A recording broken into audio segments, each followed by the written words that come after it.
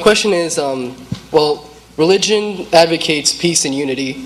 On the other hand, also, they separate people into groups. And that separation into groups leads to war and conflict. So my question is just really simple. Is religion a good thing? Not necessarily. It depends on which religion you're talking about. I think there's some religions in the world that are truly horrid religions.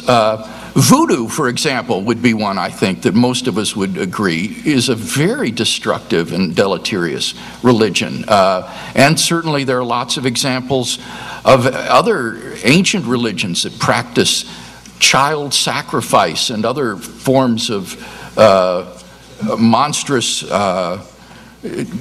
ritual practices for their bloodthirsty deities. So I don't think that religion is necessarily a good thing. I'm very disturbed, for example, at fundamentalist Islam and its division of the world into the House of Islam, or the House of Submission, and the House of War.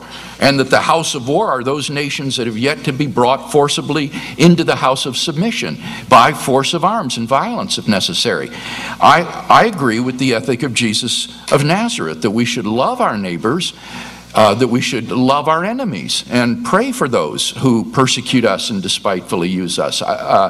So I think it depends on which religion you're talking about, and the religion I believe is true is the religion taught and modeled by Jesus of Nazareth. And he was not a violent person, someone who would lead a jihad or something of that sort. And when people or Christians supposedly following in his name have done so, I think they've acted in profound inconsistency with what Jesus taught and modeled.